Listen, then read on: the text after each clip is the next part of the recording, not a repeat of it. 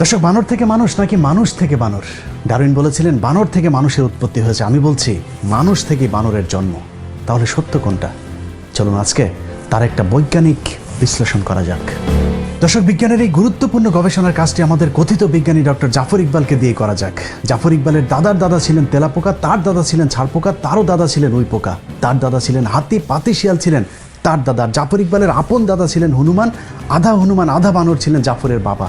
আর ডারউইনের বিবর্তন নামক গভীর এবং সূক্ষ্ম প্রক্রিয়ার মধ্য দিয়ে যে পরিপূর্ণ বানরের জন্ম হয়েছে তার নামে শিক্ষিত আবাল আমাদের জাফর ইকবাল।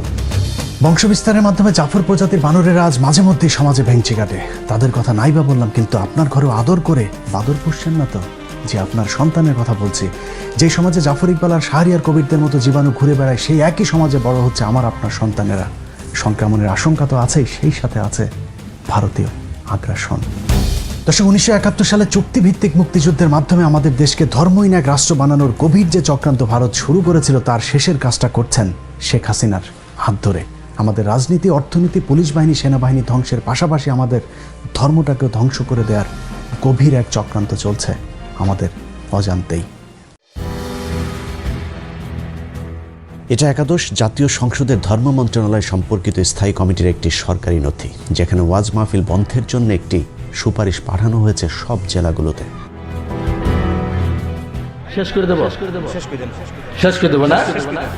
সব জেলাতে সুপারিশ পালিত না হলেও যেসব জেলাতে উগ্রপন্থী ভারতীয় দালালেরা প্রশাসনে আছেন, সেখানে ঠিকই বাস্তবায়িত হয়েছে।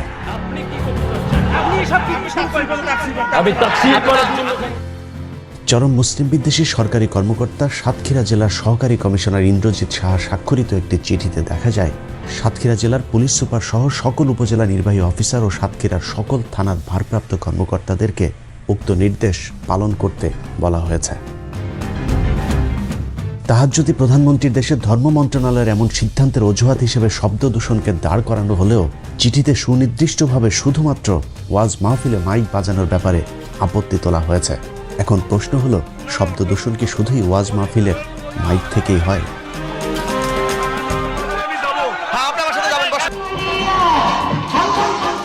15 আগস্টে বিশিষ্ট মুক্তিযোদ্ধা ও সেনাবাহিনীর সম্মিলিত বিদ্রোহে নিহত শেখ মুজিবের পরিবারের সদস্যদের জন্য দোয়া ও মোনাজাত চলছে।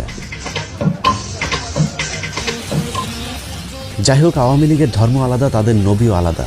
যৌক্তিক কারণে তাদের মোনাজাতের ধরন আলাদা হবে, সেটাই স্বাভাবিক।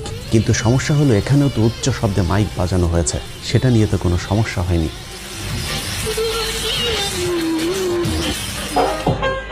সারা রাত শেখ মুজিবের ভাষণের ফাঁকে ফাঁকে হিন্দি গান চলেছে, সেটা তো সমস্যা হয়নি।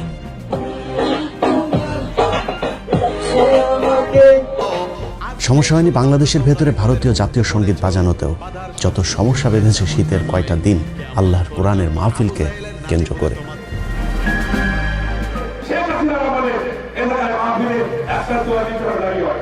সরকার এরই মধ্যে বেশ কিছু জনপ্রিয় আলেমকে কালো তালিকাভুক্ত করেছে। যে কজন ময়দানে আছে তাদের উপরেও মাঝে মধ্যেই ঘটছে হামলার ঘটনা।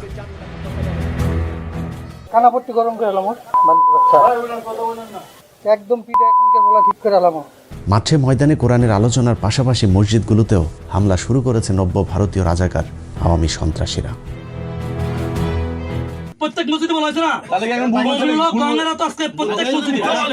জুমার খুতবাকেও আওয়ামী লীগ নিজেদের প্রতিপক্ষ হিসেবে দাঁড় করিয়েছে।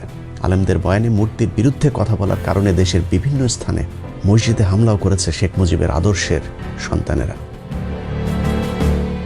চাঁদপুরের অনুসন্ধান টিভি নামে একটি ইউটিউব চ্যানেলের অনুসন্ধানে বলা হয়, স্থানীয় আওয়ামী লীগ নেতা তার ক্যাডারদের দিয়ে মসজিদে আগুন দিয়ে মসজিদের অবকাঠামো সহ পবিত্র কোরআন পুড়িয়েছে। মসজিদ কিংবা ঘরের বাইর কোথাও আজ নিরাপদ নেই বাংলার মুসলমানেরা। কোরআনের আলোচনার ছোট ছোট ঘরোয়া সভাগুলো থেকেও মানুষকে ধরে বলা হচ্ছে নাশকতার ষড়যন্ত্রকারী। মাদ্রাসায় বিক্ষিপ্ত কিছু ঘটনাকে পুঁজি করে মাদ্রাসা শিক্ষা ব্যবস্থা বন্ধের গভীর এক চক্রান্ত শুরু করেছে আওয়ামী ধর্মবিদ্বেষীরা। চাঁদপুরের কচুয়া থানার সাতবাড়িয়া গ্রামে তালিমুল কোরআন ওয়াল হিকমা কওমি মাদ্রাসায় পরিকল্পিতভাবে এক মাদ্রাসার শিক্ষককে পেটানো হয়েছে বলৎকারের অভিযোগ তুলে। এই ঘটনাটিকে বাংলাদেশের নাস্তিকপন্থী গণমাধ্যম ফলাও করে প্রচারও করেছে। কিন্তু পরে জানা যায় আওয়ামী সন্ত্রাসীরা পরিকল্পিতভাবে সেই মাদ্রাসার শিক্ষকের উপর হামলা করেছে। একটি ভিডিওতে দেখা যায় যে শিশুকে বলাৎকারের অভিযোগে সেই শিক্ষককে মারধর করা হয়েছে, সেই শিশুর পিতা ঘটনাটিকে ষড়যন্ত্র দাবি করে সেই মাদ্রাসা শিক্ষকের কাছে ক্ষমা চেয়েছেন।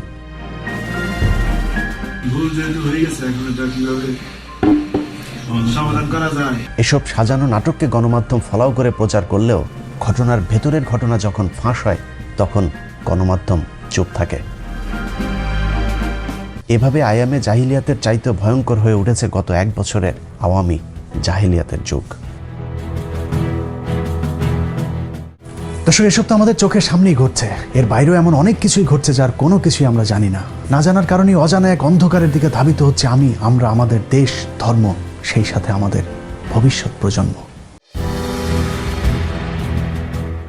বাংলাদেশ থেকে ইসলামকে ধ্বংস করে দেওয়ার চক্রান্তের অংশ হিসেবে বাংলাদেশের শিক্ষা ব্যবস্থায় নাস্তিক্যবাদ প্রতিষ্ঠার লক্ষ্যে 2013 সালে প্রফেসর মোহাম্মদ মোস্তফা কামাল উদ্দিনকে সরিয়ে ভারতীয় এজেন্ট নারায়ণ চন্দ্র সাহাকে জাতীয় শিক্ষাক্রম ও পাঠ্যপুস্তক বোর্ডের চেয়ারম্যান নিযুক্ত করা হয়। আর বোর্ডের সম্পাদনার দায়িত্বে আছেন ডাক্তার সৌমিত্র চক্রবর্তী, তার সাথে আছেন মেড ইন ইন্ডিয়ান মাল জাফর ইকবাল। ভারতীয় 3 দালাল মিলেই বাংলাদেশের শিক্ষার্থীদের চরম কৌশলে মগজ ধুলাই করে ইসলাম বিদ্বেষী বানানোর এজেন্ডা বাস্তবায়ন শুরু করেছে। শিক্ষার নামে কুশিক্ষা দিয়ে কিভাবে শিক্ষার্থীদের মগজ ধুলাই করা হচ্ছে সেটা একটু দেখা যাক। 2014 সাল থেকে নবম দশম শ্রেণীর সাধারণ বিজ্ঞান, জীববিজ্ঞান থেকে শুরু করে একাদশ, দ্বাদশ, অনার্স পর্যন্ত নতুন একটি অধ্যায় চালু করা হয়েছে, যে অধ্যায়ে ডারউইনের বিবর্তনবাদ শিক্ষা দেওয়া হচ্ছে। এই অধ্যায়ের মূল বিষয় হলো মানুষ একসময় বানর, শিম্পাঞ্জি থেকে বনমানুষ হয়ে তারপর সেখান থেকে আধুনিক মানুষে রূপ নিয়েছে। এই আজগুবি কথা আমরা দীর্ঘদিন ধরে শুনে আসলেও এবার কৌশলে সেটাকে বৈজ্ঞানিক সত্য হিসেবে প্রতিষ্ঠিত করবার চেষ্টা চলছে। নবম দশম শ্রেণীর সাধারণ বিজ্ঞান বইয়ের 100 নম্বর পৃষ্ঠায় পৃথিবী উৎপত্তির এক কাল্পনিক ধারণা দেওয়া হয়েছে। সেই পৃষ্ঠায় বলা হয়েছে খ্রিস্টপূর্ব 4র্থ শতাব্দীতে গ্রিক দার্শনিক অ্যারিস্টটল প্রমাণ করেন যে জীবজগতের বিভিন্ন জীবের ভেতর এক শ্রেণীর জীব অন্য শ্রেণীর জীব হতে অপেক্ষাকৃত উন্নত, এবং জীবগুলো তাদের পূর্বপুরুষ থেকে উৎপত্তি লাভ করে বিবর্তন বা অভিব্যক্তির মাধ্যমে ক্রমাগত পরিবর্তিত ও রূপান্তরিত হয়ে বর্তমান রূপ ধারণ করেছে। বিবর্তন একটি মন্থর এবং চলমান প্রক্রিয়া, এবং এই প্রক্রিয়ার মাধ্যমে গঠনগত সরল জীবন থেকে জটিল জীবনের উৎপত্তি ঘটেছে। বইয়ের 101 নম্বর পৃষ্ঠায় উল্কা পিণ্ড থেকে তারপর তাপ বিকিরণের মধ্য দিয়ে মেঘ, তারপর সমুদ্র, সেখান থেকে প্রাণী উদ্ভিদ জগতের আজগুবি উদ্ভবের এক বর্ণনা দেওয়া হয়েছে। কিন্তু সমুদ্রের পানি থেকে কিভাবে মানুষ ও প্রাণী জগৎ, উদ্ভিদ জগতের জন্ম হলো তার বৈজ্ঞানিক কোনো ব্যাখ্যা নেই তাদের তত্ত্বে। বইয়ের পরের পৃষ্ঠা অর্থাৎ 101 নম্বর পৃষ্ঠায় উল্কা পিণ্ড থেকে জন্ম নেওয়া পৃথিবীতে কিভাবে মানুষের জন্ম হলো সেটারও এক অদ্ভুত চিত্র আঁকা হয়েছে। সেখানে দেখানো হয়েছে carbon dioxide, nitrogen, hydrogen, methane, ammonia, জলীয় বাষ্প, অ্যামাইনো অ্যাসিড, সেখান থেকে নিউক্লিক অ্যাসিড, প্রোটিন, নিউক্লিয় প্রোটিন, প্রোটোভাইরাস, ভাইরাস, ব্যাকটেরিয়া, সেখান থেকে প্রোটোজোয়া, তারপর বহুকোষী জীব, আর সেখান থেকেই উদ্ভিদ আর প্রাণীর জন্ম হয়েছে। বিবর্তনবাদের পক্ষে যুক্তি দেখাতে গিয়ে বইয়ের 103 নম্বর পৃষ্ঠায় কয়েকটি পশু পাখির সাথে মানুষের অস্থির তুলনা করে বলা হয়েছে বিবর্তনের মাধ্যমে এদের আকৃতির পরিবর্তন ঘটলেও এরা সবই এক জাত। কথিত বিবর্তনবাদের মাধ্যমে যে বিষয়টি শিক্ষার্থীদের শেখানোর চেষ্টা করা হচ্ছে তা হলো বানর কিংবা শিম্পাঞ্জি থেকে মানুষের জন্ম হয়েছে। প্রসঙ্গতই শিক্ষার্থীদের মনে প্রশ্ন আসতে পারে, তাহলে বানর বা শিম্পাঞ্জির মতো মানুষের লেজ কেন নেই? সে বিষয়টি পরিষ্কার করতে বইয়ের 104 নম্বর পৃষ্ঠায় একটি চিত্র এঁকে বোঝানো হয়েছে বাহ্যিকভাবে মানুষের লেজ না থাকলেও মেরুদণ্ডের শেষ প্রান্তে কক্সিক্স নামক একটি অঙ্গ বা লেজ আছে। জাফর ইকবাল, শাহরিয়ার কবির, মুনতাসির মামুনদের প্যান্ট খুলে চেক করলে হয়তো সেটার অংশবিশেষ পেলে পাওয়াও যেতে পারে। কোমলমতি শিক্ষার্থীদের কত বড় ডাহা মিথ্যা শিক্ষা দেওয়া হচ্ছে তার প্রমাণ বইয়ের 112 নম্বর পৃষ্ঠায়, যেখানে বলা হয়েছে পৃথিবীর সকল বিজ্ঞানীদের নিয়ে নাকি একটি জরিপ করা হয়েছিল। সেই জরিপে বিজ্ঞানীদের প্রশ্ন করা হয়েছিল পৃথিবীর এই পর্যন্ত যত বৈজ্ঞানিক তত্ত্ব বের হয়েছে তার মধ্যে সর্বশ্রেষ্ঠ তত্ত্ব কোনটি? সব বিজ্ঞানী নাকি বলেছেন সর্বশ্রেষ্ঠ তত্ত্ব ডারউইনের বিবর্তন তত্ত্ব। একই ভৌতিক দাবি কথিত বিজ্ঞান মনস্ক লেখক জাফর ইকবাল নিজেও প্রচার করে চলেছেন। পৃথিবীর সমস্ত সায়েন্টিস্ট মিলে ঠিক করেছেন যে ডারউইনের বিবর্তনের যে থিওরি সেটা হচ্ছে যে পৃথিবীর সবচেয়ে গুরুত্বপূর্ণ সায়েন্টিফিক থিওরি। জাফর ইকবালের এই তথ্য কত বড় ধোঁকাবাজি তার প্রমাণ নিউ ইয়র্ক টাইমসের 2016 সালের 21শে ফেব্রুয়ারি পত্রিকার একটি প্রতিবেদন, যেখানে 514 জন বিজ্ঞানী ডারউইনের বিবর্তন মতবাদের বিরুদ্ধে একটি পিটিশনে স্বাক্ষর করবার খবর ছাপা হয়েছে। পিটিশনে স্বাক্ষর করা বিজ্ঞানীদের মধ্যে 76 জন রসায়ন ও 63 জন পদার্থবিজ্ঞানী রয়েছেন, যারা MIT, Cambridge University, Berkeley University, Pennsylvania University, the University of Georgia, Ohio University, the University of ওয়াশিংটনের মতো পৃথিবীর শীর্ষস্থানীয় বিশ্ববিদ্যালয়ের গবেষক। একাদশ দ্বাদশ শ্রেণী জীববিজ্ঞান বইয়ের সবচেয়ে ডাহা মিথ্যা তথ্যটি 278 নম্বর পৃষ্ঠায়, যেখানে বলা হয়েছে বিবর্তন যে শুধু প্রাকৃতির কোলেই ঘটে তা নয়, গবেষণাগারে পরীক্ষামূলকভাবে নাকি বিবর্তন ঘটানো সম্ভব হয়েছে, আর এটিকেই তারা বলছে বিবর্তনের বাস্তবতার প্রমাণ। বিবর্তনের বিপক্ষে এখন পর্যন্ত কোনো বৈজ্ঞানিক প্রমাণ খুঁজে পাওয়া যায়নি।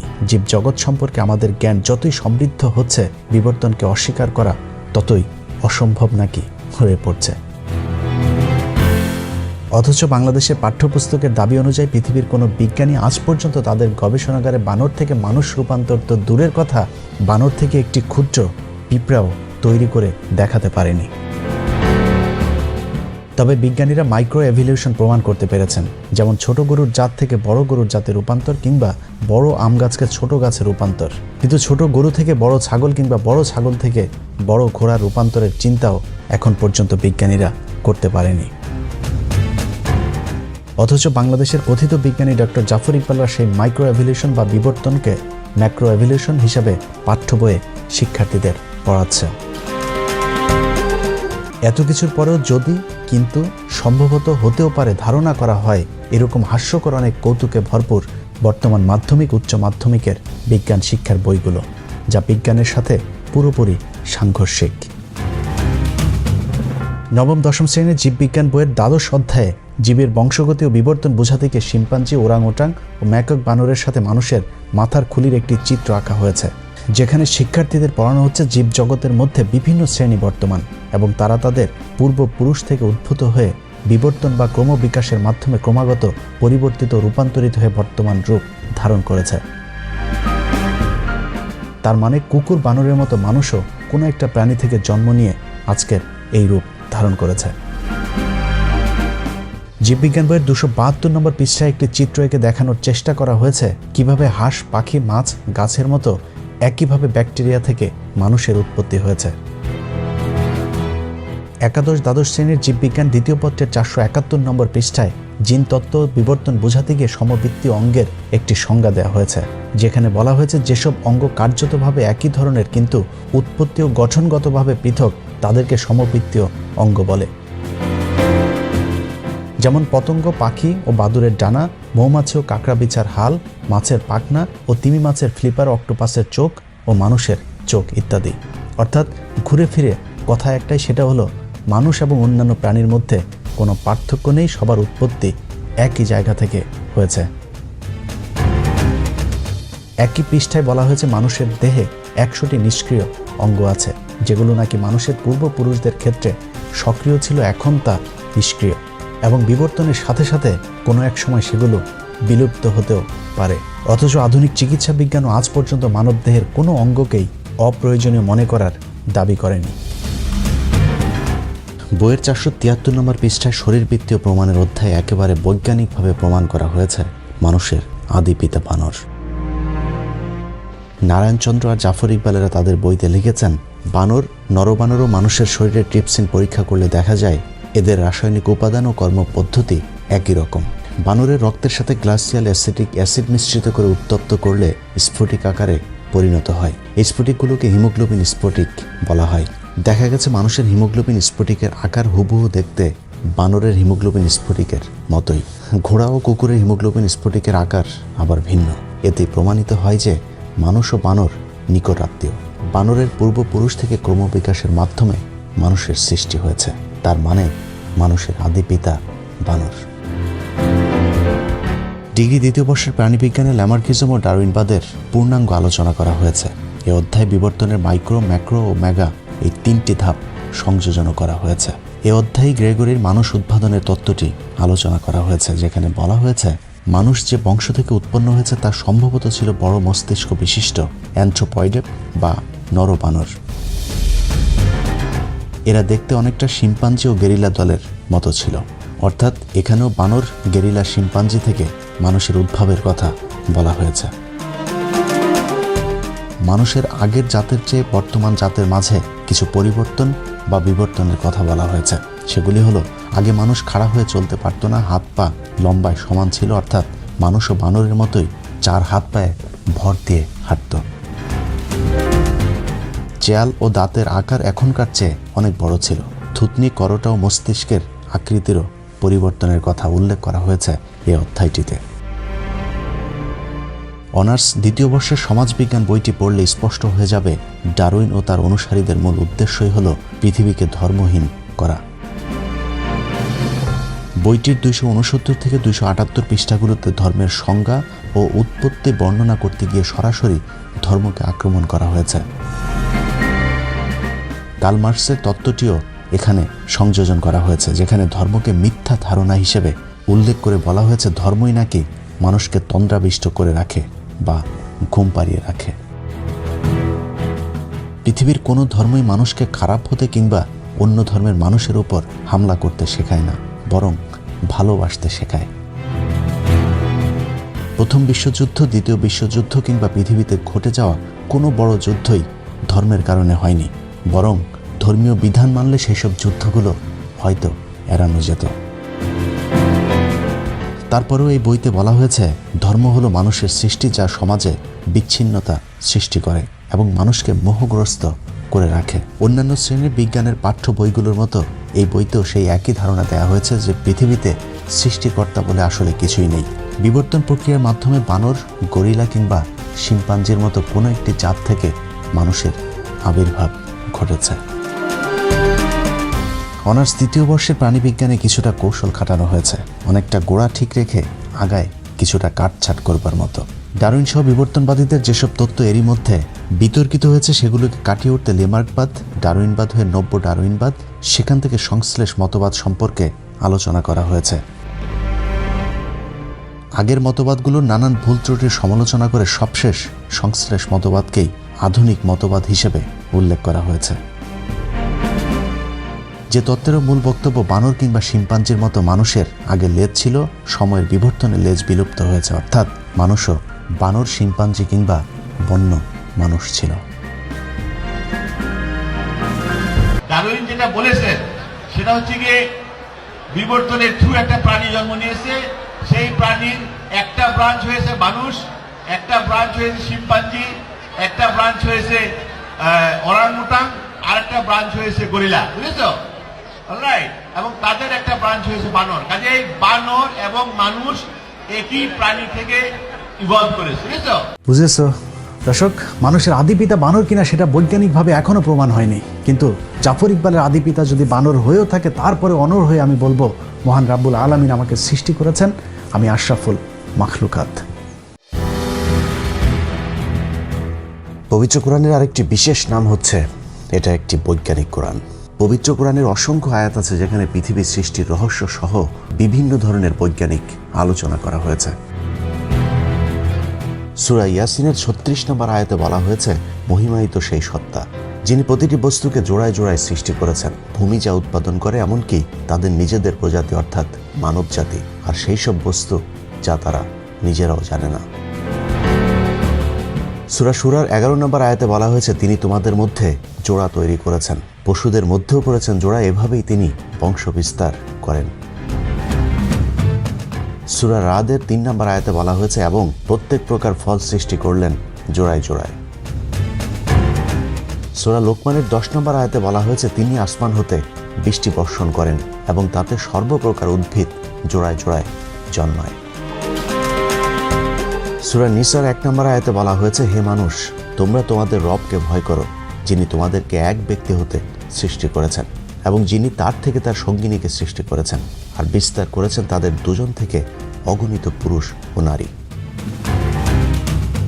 সূরা নূরের ৪৫ নম্বর আয়াতে বলা হয়েছে, এবং আল্লাহ পানি হতে সকল জীব সৃষ্টি করেছেন।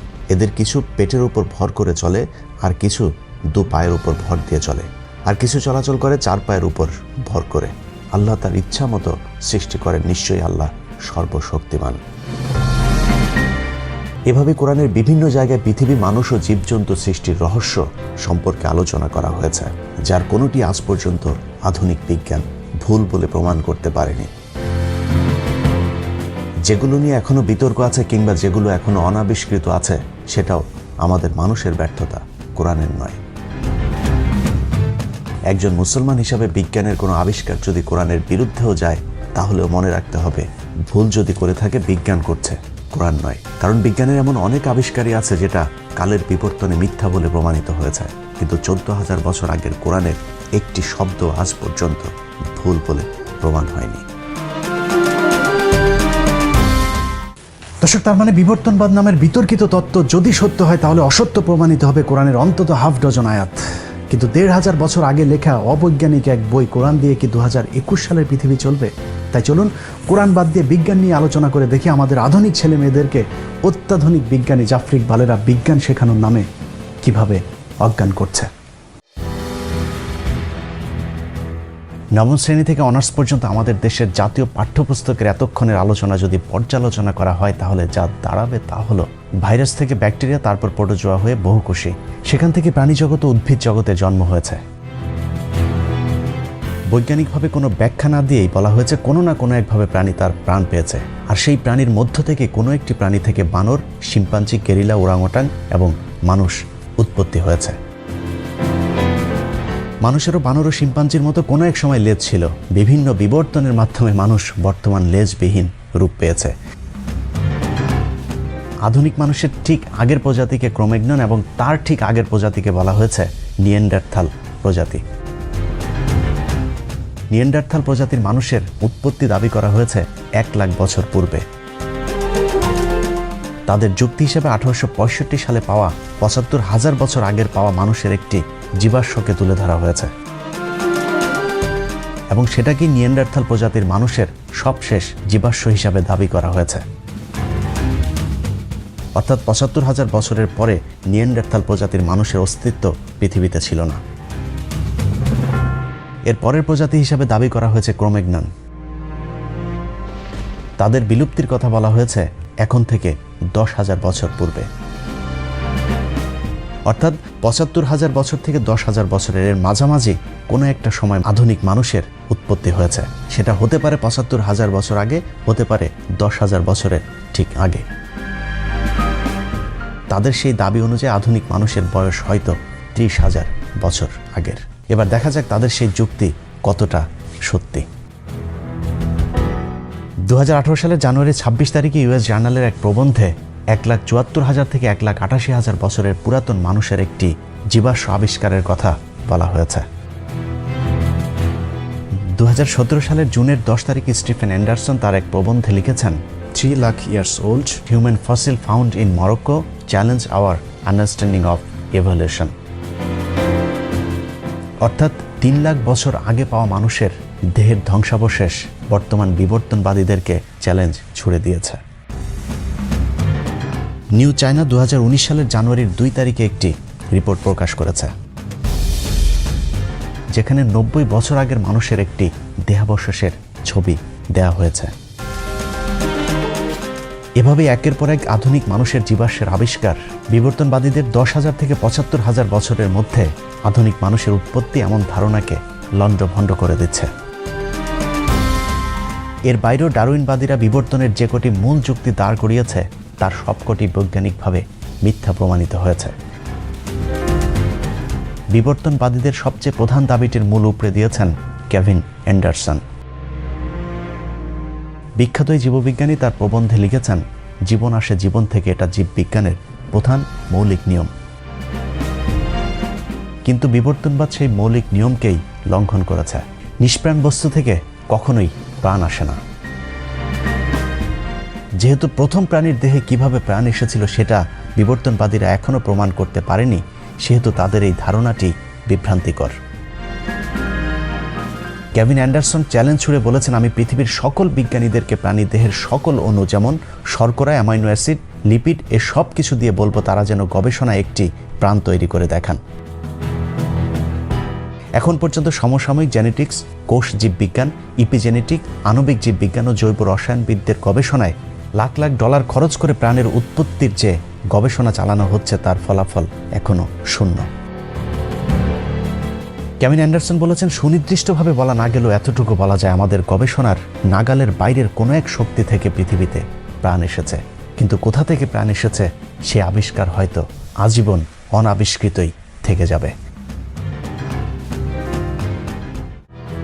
টাইমস ম্যাগাজিনের এক জরিপে দেখা গেছে মার্কিন যুক্তরাষ্ট্রের 30,000-এরও কিছু বেশি সংখ্যক কলেজ শাখার বিজ্ঞান শিক্ষক ডারউইনের এই মতবাদকে বিশ্বাস করেন না। হার্ভার্ড বিশ্ববিদ্যালয়ের গবেষণায় অংশ নিয়ে যুক্তরাষ্ট্রের 1 লাখ শিক্ষক বলেছেন, বাইবেলের ইন্টেলিজেন্ট ডিজাইন তত্ত্ব ডারউইনের বিবর্তন তত্ত্বের গুরুতর বৈজ্ঞানিক বিকল্প। 5,70,000 মার্কিন চিকিৎসক দাবি করেছে কোনো এক ঐশ্বরিক শক্তির অলৌকিক সৃষ্টি মানুষ। দেশটির 60% চিকিৎসক ডারউইনের মতবাদকে সরাসরি প্রত্যাখ্যান করেছেন।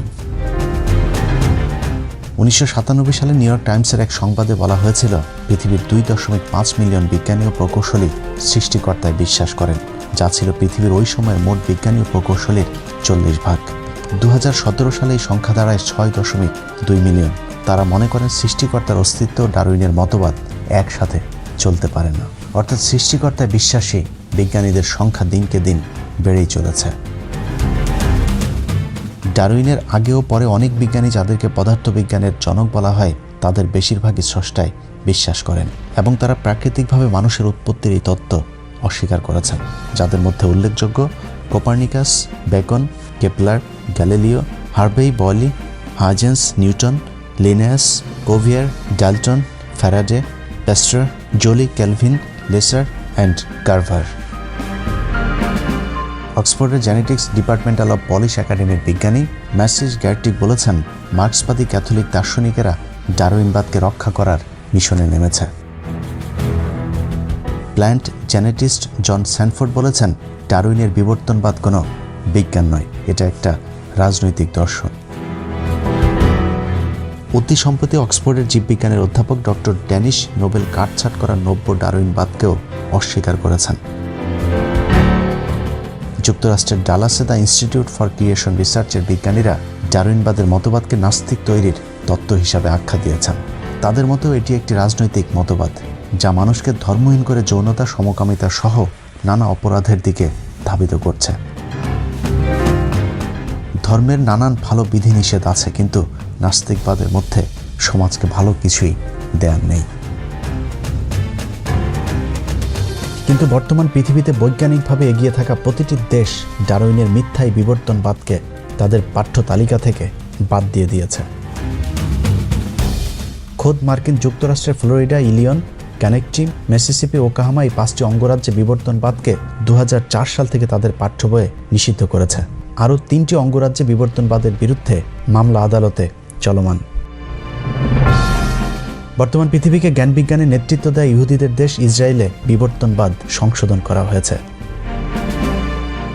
বিজ্ঞানে এগিয়ে যাওয়া আরেক দেশ তুরস্কে বিবর্তনবাদ পড়ানো একেবারে নিষিদ্ধ। প্রেসিডেন্ট এরদোয়ান বলেছেন, এসব মিথ্যা তত্ত্ব শিক্ষা দেওয়ার পরিবর্তে আমাদের শিশুদের প্রয়োজনীয় বিজ্ঞান শিক্ষা দেওয়া উচিত। দক্ষিণ কোরিয়া সেদেশে বিবর্তনবাদ সিদ্ধান্তের চূড়ান্ত অনুমোদন উপস্থাপন করেছেন। রোমানিয়া 2006 সাল থেকে রাষ্ট্রীয়ভাবে সেদেশে বিবর্তনবাদ পড়ানো নিষিদ্ধ ঘোষণা করেছে। এছাড়াও সৌদি আরবেও বিবর্তনবাদ শিক্ষা দেয়া নিষিদ্ধ। নারায়ণচন্দ্র সাহা, জাফর ইকবালদের আদি পিতার দেশ ভারতে বিবর্তনবাদ শিক্ষা বাতিলের দাবি করেছে সেদেশের বর্তমান জুনিয়র শিক্ষামন্ত্রী সত্যপাল। এনডিটিভির বরাত দিয়ে সমকাল পত্রিকা 2018 সালের 22 জানুয়ারি একটি খবর ছেপেছে। সেই খবরে প্রকৃতি বিজ্ঞানী চার্লস রবার্ট ডারউইনের বিবর্তনবাদ তত্ত্ব বৈজ্ঞানিকভাবে ভুল দাবি করেছেন সত্যপাল সিং। তাই স্কুল কলেজের টেক্সট বুক থেকে সেই সূত্রটি সরানো প্রয়োজন বলে মন্তব্য করেছেন এই প্রভাবশালী মন্ত্রী। আমাদের স্কুল কলেজের টেক্সট বুক থেকে এই সূত্রটি সরানো প্রয়োজন মন্তব্য করে তিনি আরও বলেন, আমাদের পূর্বপুরুষেরা কোথাও উল্লেখ করেননি যে তারা একটি বন্য মানুষকে মনুষ্য সন্তানের রূপান্তর হতে দেখেছে। দর্শক, বিজ্ঞানের নামে মিথ্যা তথ্য দিয়ে যে অসত্য তথ্য আমাদের শিশুদেরকে শেখানো হচ্ছে, তাদের দেখানো পথে যদি ভবিষ্যৎ প্রজন্ম চলতে থাকে তাহলে বলতেই হয় আগামী 10 বছরের মধ্যে এদেশের ধর্মের প্রতি বিশ্বাস করা মানুষ খুঁজে পাওয়া অবিশ্বাস্য হয়ে যাবে। প্রিয় দর্শক, এসব থেকে বাঁচার জন্য আমাদের সকলের সম্মিলিত প্রচেষ্টা প্রয়োজন। আমি আমার জায়গা থেকে বিবর্তনবাদের মাধ্যমে কিভাবে মানুষকে নাস্তিকতার দিকে ঠেলে দেওয়া হচ্ছে সেটা বোঝানোর চেষ্টা করেছে। কতটুকু পারলাম জানি না, যদি পেরেও থাকি তারপরেও আমার মতো ক্ষুদ্র একজন মানুষের 15 মিনিটের বৈজ্ঞানিক অনুসন্ধান এদেশের পাঠ্যপুস্তক থেকে বিবর্তনবাদের পরিবর্তন করতে পারবে না। তারপরেও কেন কথা বলি জানেন? হাজার দুঃস্বপ্নের মাঝে স্বপ্ন দেখিয়ে দেশের অচেতন মানুষগুলো একটু যদি সচেতন হয়। আর শেখ হাসিনা শুধুমাত্র ক্ষমতায় থাকবার জন্য এদেশের কোটি কোটি মানুষের আবেগকে পুঁজি করে আপনি ইসলাম ধর্মের যে ক্ষতি করলেন, এপারে না হলেও দেখা হবে ওপারে। অপেক্ষায় রইলাম তোর শেষ বিচারে। আল্লাহ হাফেজ।